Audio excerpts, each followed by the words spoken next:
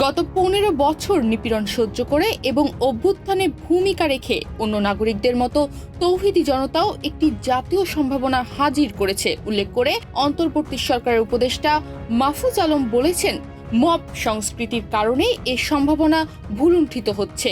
আপনাদের সম্ভাবনা রক্ষা করতে হবে। ১১ ফেব্রুয়ারি মঙ্গলবার রাতে সামাজিক যোগাযোগ মাধ্যম ফেসবুকে নিজের ভেরিফাইড অ্যাকাউন্ট থেকে এক পোস্টে তিনি কথা জানান।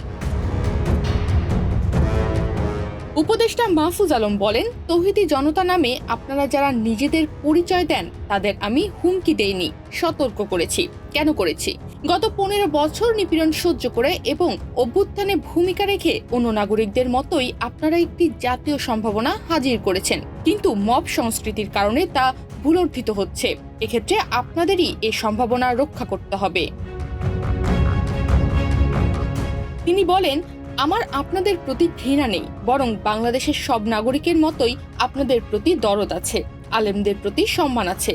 আমি নিজে বিশ্বাসী মুসলিম হিসেবে তৌহিদিবাদী, কিন্তু কেউ তৌহিদের নামে উগ্রতা দেখালে সেটার আসন্ন পরিণতি সম্পর্কে সাবধান করাও সহনাগরিক ও দায়িত্বশীল ব্যক্তি হিসেবে আমার কর্তব্য মনে করেছি।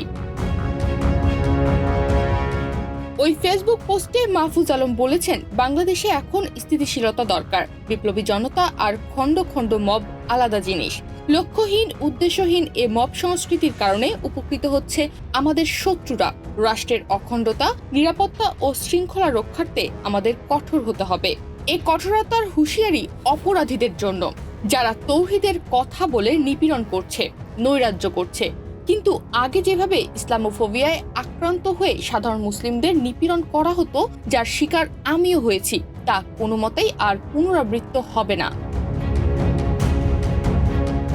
তিনি আরো বলেন, আলিম ওলেমা, মাদ্রাসার ছাত্ররা গত ১৫ বছর নিপীড়নের শিকার হয়েছেন, এবারের অভ্যুত্থানেও রক্ত দিয়েছেন। কিন্তু যে স্বাধীনতা এত রক্তাক্ত, যে স্বাধীনতা রক্ষায় প্রজ্ঞা না দেখালে যে জুলুম নেমে আসবে, এ সতর্কতা উচ্চারণ যদি ভুল হয় তাহলে আমার কিছুই বলার নেই। আমি জালিম বা মজলুম দুইটা হওয়া থেকেই আল্লাহর কাছে পানা চাই। ফেসবুকের ওই পোস্টের শেষে তিনি আরো বলেন, ব্যক্তি আক্রমণ, ব্যক্তিগত বিশ্বাস নিয়ে আক্রমণ বা সন্দেহ তৈরি, পরিবারের সদস্যদের হুমকি বা বেইজ্জতি ইত্যাদি কাজগুলোর নবীজির অনুসারী হিসেবে সবার পরিত্যাগ করা উচিত। চলুন বিভাজন আর ঘৃণা বাদ দিয়ে রাষ্ট্রকে সবার করে গড়ে তুলি। পরস্পর সম্মান ও মর্যাদার সম্পর্কই নতুন বাংলাদেশের ভিত্তি। তনিমা রহমান, বাংলাদেশ প্রতিদিন।